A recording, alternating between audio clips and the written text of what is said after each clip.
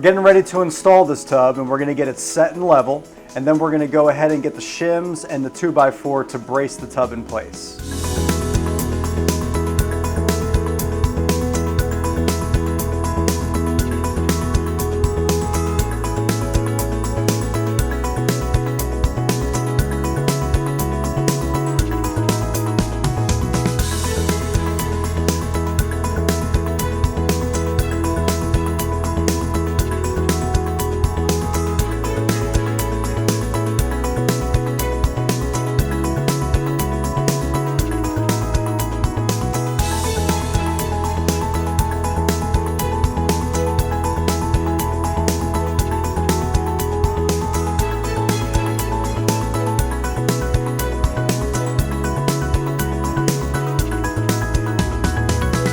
Now we got it level and we have our shims in place to keep it in place.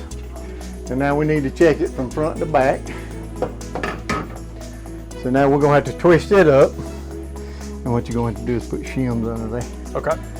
So we're going 2 as well? Yep. So we're gonna twist it up and get it level. Not right there now.